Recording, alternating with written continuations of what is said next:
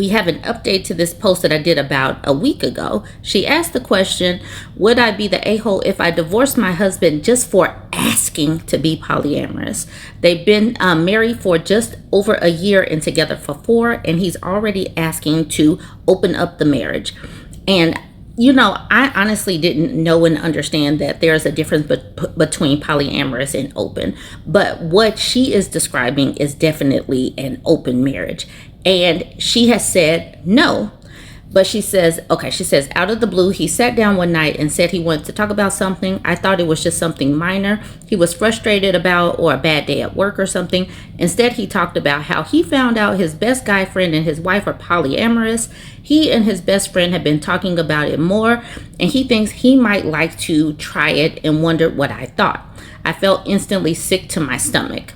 I'm not doing this whole post, just pieces. She says, if it had stopped there, I don't think it would have gotten so bad. But then he asked if I would read about it and then decide. I said, no, I already know how I feel about it. He asked if I would at least think about it. And for some reason, that just did something to me. Like he could not accept her no. She started sleeping in the guest room, and then she brought up the fact that she's going to start looking for divorce lawyers. All right, let's fast forward. She says, this is the update. All right, here we go. She says, a lot of people wanted an update, and I've made some difficult decisions. For background, here's my initial post. I took some advice from the thread and got an STI panel done. Fortunately, it came back clear. I suggested counseling, but my husband does not think it's necessary. I doubt it would change my feelings, so I'm not going to push for it. He's being overly protective of his phone after I asked to see a message conversation between him and his poly friend to understand the context of the situation. I would not violate his privacy, but there's clearly something he doesn't want me to see, and that's enough. It doesn't matter to me anymore whether there is something already in progress or just the desire for there to be. The shadiness of his behavior tells me what I need to know. I've been tempted to contact his friends directly to get their take, but in the event there is infidelity happening, I would rather not burden myself with the details, to be honest. I had a heart-to-heart with my grandparents this weekend and spoke with a lawyer yesterday. As of right now, I'm planning to move forward with the divorce with no kids and no joint property or debt, since we are waiting to buy a house till I'm finished with residency. It should be easy to split the financials. The lease on our apartment is up in a couple of months anyway, so I plan to move out after breaking the news, maybe she means breaking the lease, and just pay my portion of the rent on the current place until it's renewal time. There you go. I'm heartbroken, but I'm convinced that this is the best move. I don't trust him anymore. I'm repulsed by his behavior since the ask, and I think it's best to cut our losses before digging the hole deeper. If he was willing to be transparent and do something to work on re-establishing trust, it would be different, but that's not the case, and I don't want to put in effort that he's not interested in putting in. I will be fine with time. So yeah, not a happy ending, but I think it's in my best overall interest. If he's not happy with monogamy a year into marriage, his best interest as well. Hopefully we can part ways quietly and without a lot of fuss. I am here for this update. So she's saying that it's not a happy ending. I think that this is a happy ending. This, like she said at the very end, they can both go and find their life path. She prefers monogamy. He prefers polyamory. Let him go out and figure that out with her without her being involved, because she ain't with it, and that is perfectly fine. I like assertive women. I like women that are deciders. She knows what she values. She knows how she sees her life, and what he proposed was not part of how she envisioned her life going. He up and changed course a year into their marriage, and that is not cool. But now they can figure out their life paths separately. Good Narwhal says, you don't think this is a happy ending right now, but future you is going to be so glad you left. Druid Sprinkle says, OP's now ex has no idea the amount of work and effort you have to put into being polyamorous. Never mind the amount of communication that has to happen. Negative Bill says he doesn't actually want to be polyamorous. He just wants to sleep with other people. And then Druid Sprinkle says, yep, and without consequences. He wants An open marriage, not poly. Now we have a man. You're not my boss says. You're the a-hole, or whatever the abbreviation is. 1, your husband tried to have an honest conversation with you and you've essentially attacked him for being honest. 2, you have no proof your husband violated the trust of marriage. 3, you haven't tried to understand what he needs. 4, him not wanting therapy could be a direct response to the way you have behaved. I don't think you were really committed to making this relationship work. I had to do that because she came in with her bullet points. Here's the OP. She says, 1, I haven't attacked my husband. I said that I will not be involved in polyamory. I have made no comment about him or polyamory generally in our conversations, simply that it is a deal breaker. I've asked for space to maintain my sense of calm, which he did not respect. I've asked for context and clarification about what he and his friend discussed, which he has not provided. I asked if he would be willing to go to therapy, and he said no. I have respected his privacy and made a point to not accuse him of anything or react to him in anger. Honesty is appreciated, but all communication, including honest communication, has consequences. That he was honest in informing me of his desire to be poly is good, but the natural consequence of it is that he effectively announced that we have a fundamental incompatibility as partners. 2, my husband doesn't have to have cheated for me to decide to divorce him. Not accepting no for an answer and refusing to put any effort in to clarify or resolve the situation is reason enough to leave. Suspicion of infidelity is also reason enough to leave someone. It doesn't have to be proven. 3, I understand what he needs. I simply am not willing to provide it. And so the kindest thing to do is to break up so he can pursue his needs and I can pursue mine. Amen. If that's his position, that strikes me as a further excellent reason to leave. He has no solution other than pretending it never happened, and he doesn't like my proposal, so I don't see why I would put in effort that he's not putting in. Hand clap, applause, brava. She broke it down. Like she said, honest communication will still have consequences. They are not in the same place. I love this. That's the reason why I had to read that ridiculous comment just to get to this point. Like Voice Bow says, you're a baddie OP, chin up, respect you so much for calling a spade and not getting wrapped up in attacks on your character for not being a good wife. Thank God you have an actual brain. P.S. A lot of these folks are just telling on themselves, so don't feel like you need to spend the energy catering to them with defense. I'm sorry, it says with defenses, plural. I like this, and I agree. You don't have to defend wanting to leave. You can leave at any point in time. He changed the nature of the situation, not the wife. All right, that is the update. I will leave it there. I am glad that women are standing up for what they want and not just going with the flow and then being resentful on down the line. Go ahead and chime in and let me know what you think. I followed the Ask Feminist subreddit.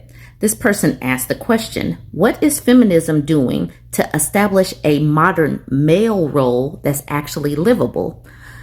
I came across this, and before I even started reading, I'm like, there is a dude asking this question, because why would feminism be establishing a modern male role? My face got a little chopped and screwed. My flabbers were gasted. I was befuddled.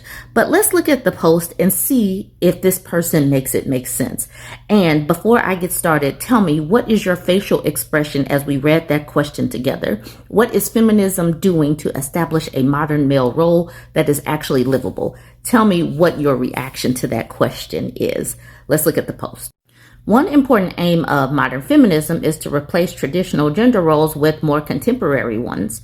The role of the modern woman is essentially the result of decades of feminist efforts. The modern woman is financially independent, educated, and decides freely if and when she wants to become a mother. The modern male role, however, is harder to define. The one consistent expectation seems to be that he should be empathetic, but empathy isn't a gender norm. It's something we should expect from all people, regardless of gender. In my view, feminism hasn't fully delivered here yet.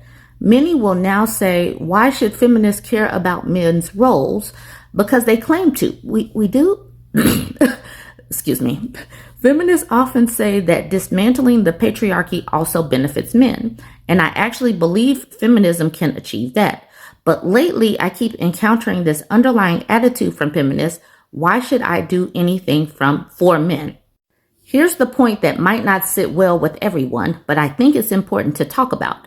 The reality is that many women, yes, men too, but I'm focusing on women here, actively reinforce traditional gender roles. Whether we like it or not for a not significant number of women, a man's income still plays a central role in how attractive they perceive him to be. Luxury cars and other material markers still give men a considerable advantage in dating. So it's undeniable that the provider role is still deeply ingrained. The image of the strong, stoic man directly contradicts that of the empathetic man, just like the independent woman contradicts the housewife ideal. If you're stoic, you're not empathetic. And if you're not stoic, you might not be seen as a strong provider. You see what he just did? He told us our expectations, and then he gave an opinion about those expectations. Now he's talking about how they're confused about the expectations that he just gave to us. Okay. Personally, I want to be empathetic and avoid conflict, but I've noticed that showing vulnerability or yielding in conflict can make me unattractive to some women. So as a man who supports modern gender roles, I still have to weigh whether my environment is even ready to accept that, or whether I might be destroying any chance at a romantic relationship by being empathetic and conflict averse. In my opinion, this is exactly where feminists should be involved in helping solve this dilemma. Feminists say they want to fix this problem. Do we? What? But I'm not seeing much progress, or am I? What is feminism actually doing to make the role of an empathetic man a social norm? Is there any pressure on women to change their expectations accordingly, or is the pressure only on men to conform? I think where some of these people get caught up is that they need specific definitions of things. Like this part right here where he says, the image of the strong stoic man directly contradicts that of the empathetic man. Like he has no capacity to believe that people can be both and. Like you can be strong and stoic and be empathetic, and you don't always have to be strong and stoic. He put that in there. He says, just like the independent woman contradicts the housewife ideal. Whose ideal though?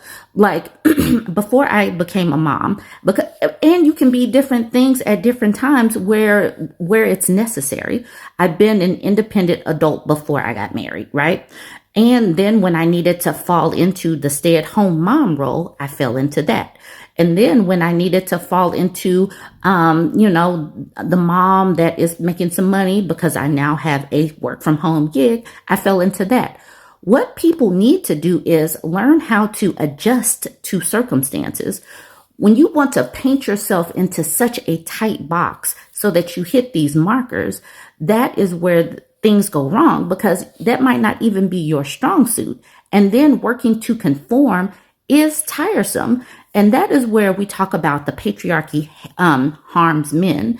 And until they are ready to make that crumble to where they don't have to hit these certain descriptors or these certain roles, that's the reason why they are going to continue to fail and flail. Because the descriptor that we have always heard, protectors and providers. All right.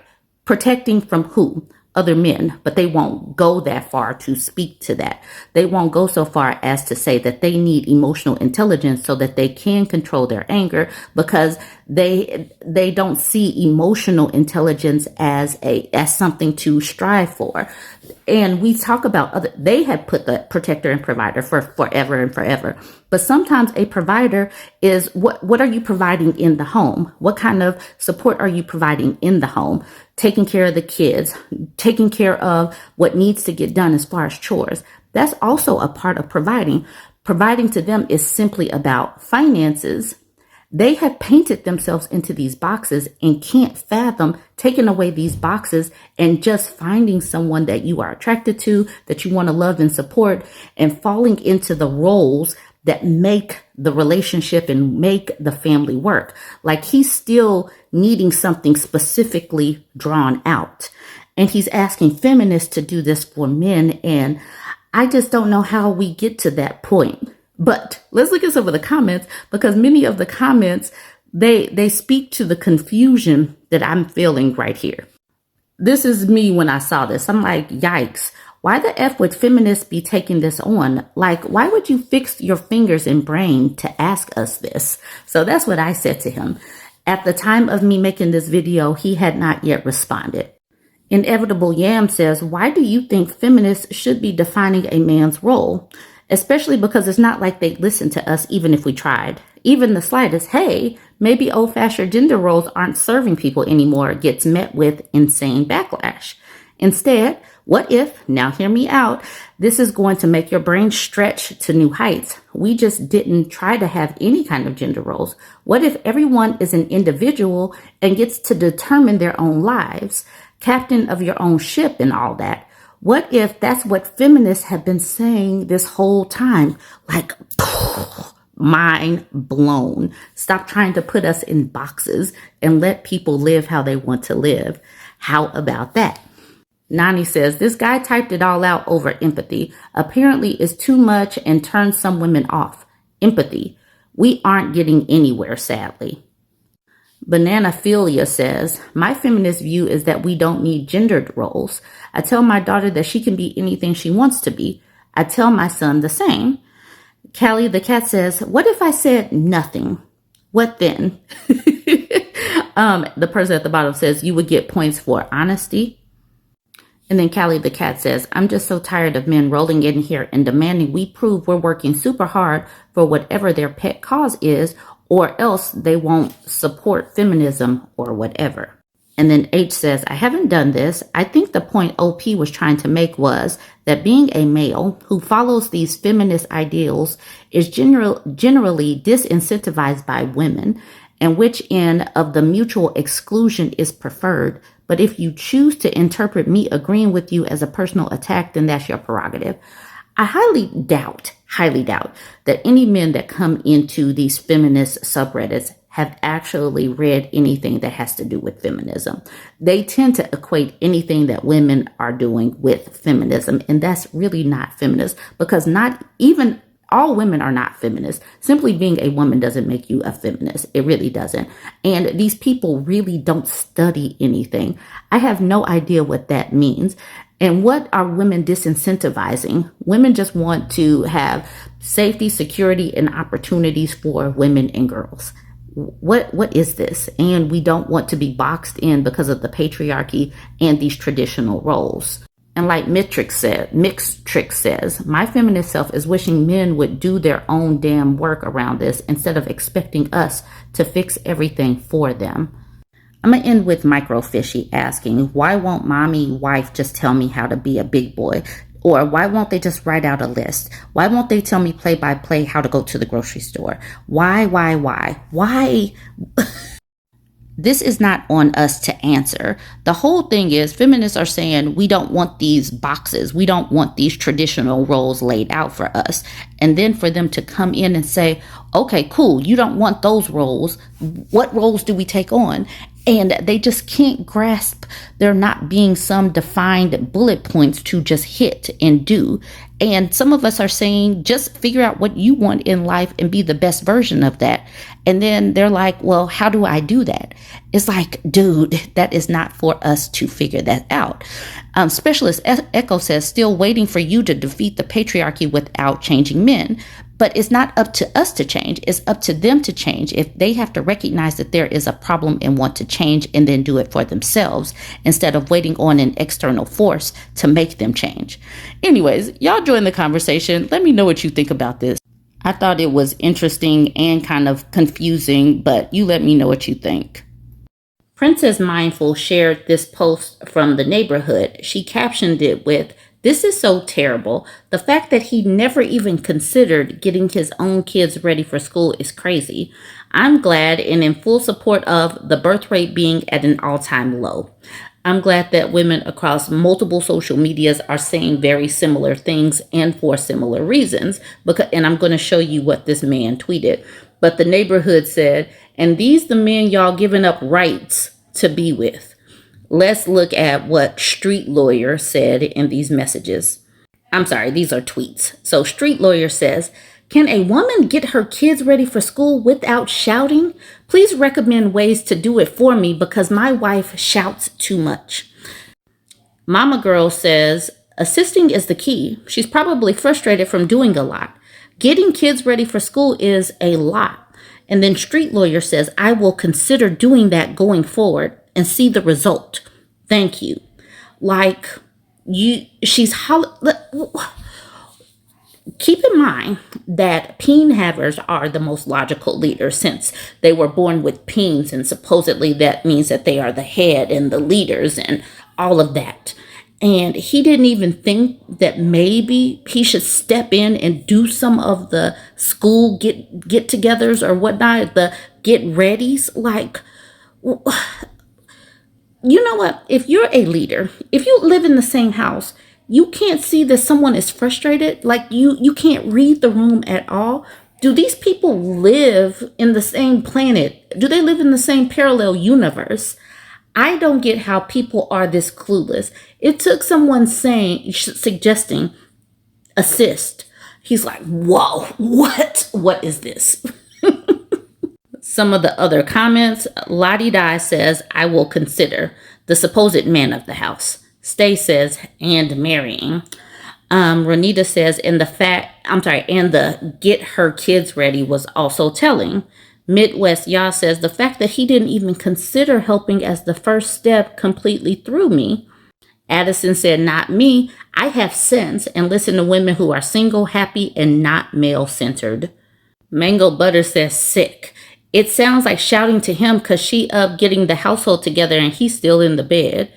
Gabriel wonders if he's trolling. Prince Onyx says, yikes on bikes. Miss Real Marie says, I hate it here. And this is the reason why women are opting out, because so many of them simply don't have very much sense. This is just a short post, and I'm going to put another short post on here. I don't necessarily know if it matches, but I'm still going to just attach it right here. I get sent so many posts and tagged in so many posts. I can't make them all, but I can attach a couple of short ones. Living This Rosy Life says, the other day I told a male friend that the thing about women is that we don't need men. We want them. I watched his brain break right before my eyes, like he's glitching out. I then told him that I'm the type of woman that when I see a man I'm interested in, I go up and say hello, that I do not wait for a man to make the first move because of that whole I see it, I want it, I pursue it thing. Again, I watched his brain break, and then he said, I would run from a woman like you. And she says, exactly. Then she follows up with, they don't want us strong, assertive, clear, and determined. They want us weak, needy, dependent, easy to manipulate. They want us waiting on them to be the man instead of us showing up as equal, fully actualized human beings. This is not masculine. This is not a masculine feminine fantasy. This is soul to soul, human to human connection. And clearly this is brain breaking stuff here, folks. And this is one of the main reasons why purity culture is kind of grapey culture, because the women are supposed to say, no, they're not supposed to want it. But if you were living in a world where you can just ask for what you want, you could just take what you want, you could just, if you both are on the same page, you want to be in a relationship, you speak on what you need and want and all of that. They don't like that because they want to see themselves as taking something. They still talk about that whole hunter metaphor, like they're taking something forbidden. That's the reason why they talk about taking women's V cards or girls' V cards as something like that. That's the reason why we don't want to pedestalize being a virgin, because they see as taking it as something like getting a treasure.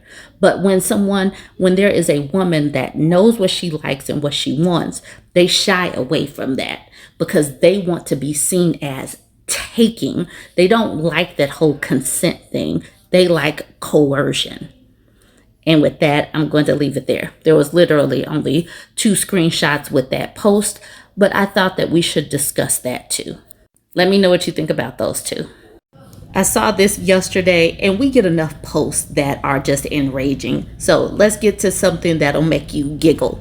So Miss Carmel Soul says, my ex really texted me to let me know things haven't been going well for him, and he had an awful day yesterday.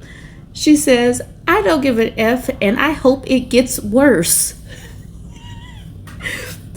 Please take that. Take what she said, bottle up that energy, put it in your back pocket, because you might need that one day soon. You might need that today. Come with that type of energy. If they try to spin the block, please grab that from your pocket, because I told you to bottle that up, and say, I don't give a F, and I hope it gets worse. All right, now let's just look at the comments and let's just laugh together. We need this. We see way too much where these women are just wondering, should I stay with him? He never cleans up. He doesn't wash his butt. He won't pick up his own baby. I have to hold the whole baby for 18 hours a day. What should I do? Other than that, he's such a great guy. Have this. Let's just laugh together. Texas Size says, send him this. Sending oh no's in any ways.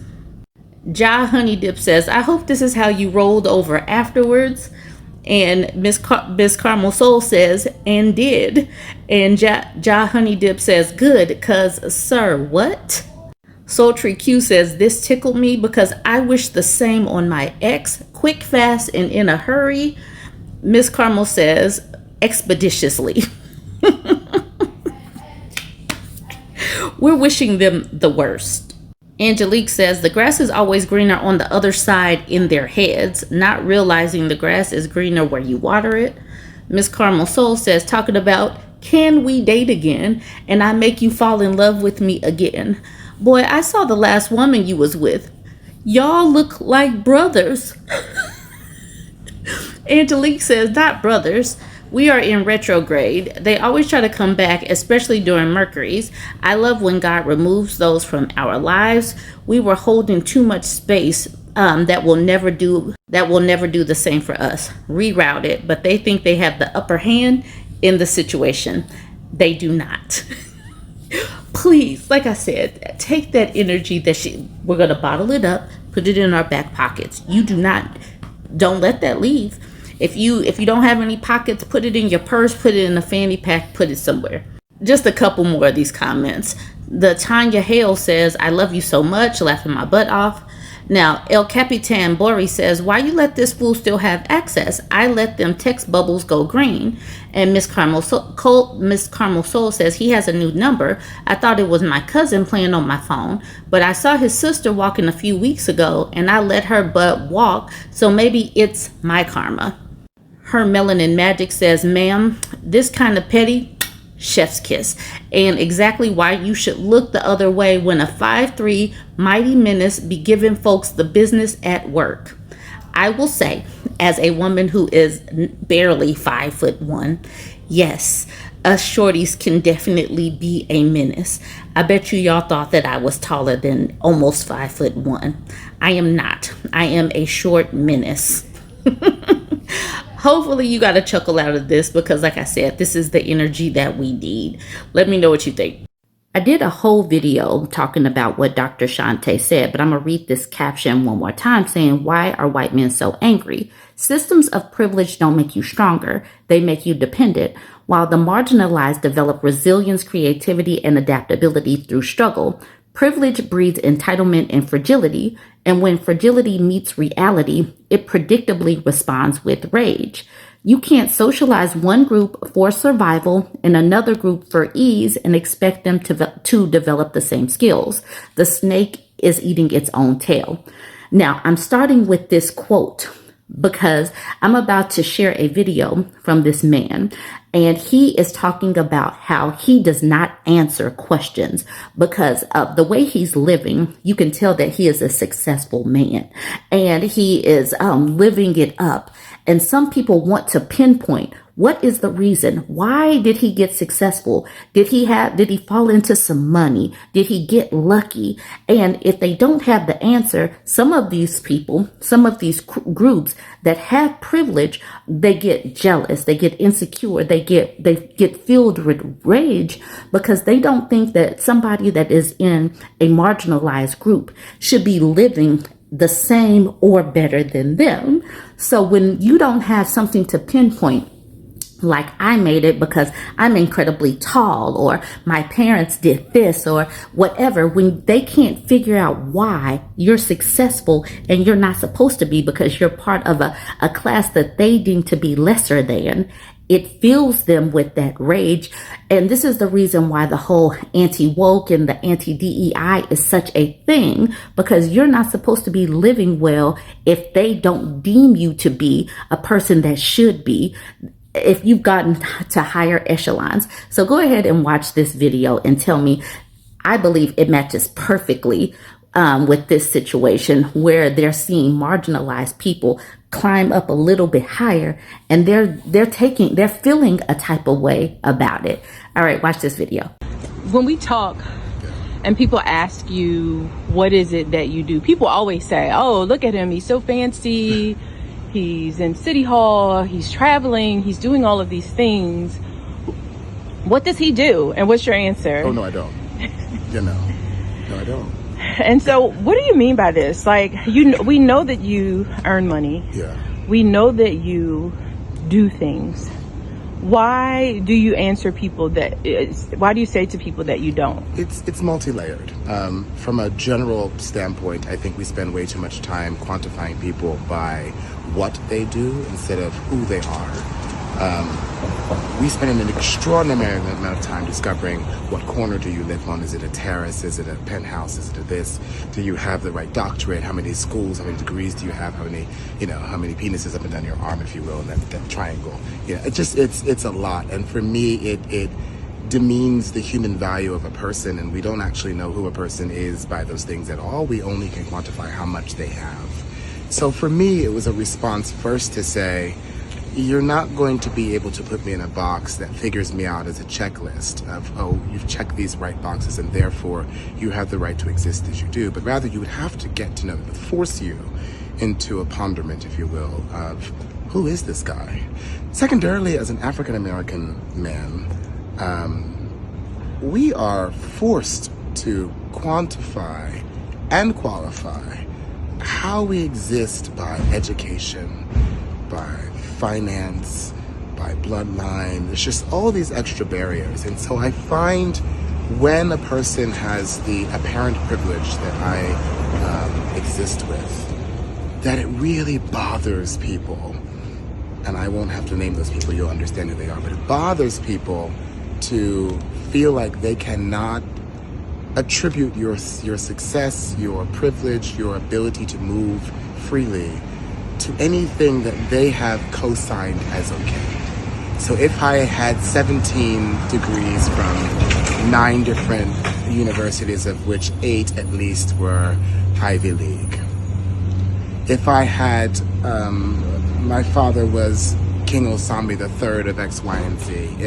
If I had created some weird company that became a billionaire success, they would allow their minds to allow me space in a room. But because I come in apparently without an excuse, and perhaps out privilege their privilege, there is an incessant and innate anger that they socially are not able to deal with politely, that causes a bubbling in the stomach. And I'm enjoying that inertia, if you will, that comes out of that bubbling. I enjoy watching people have to question and check themselves. Why am I so bothered by this individual who is apparently living very well, perhaps better than I am, that I can't quantify why he's able to do that? Why is that the question? Why do we need to know what he does instead of who he is?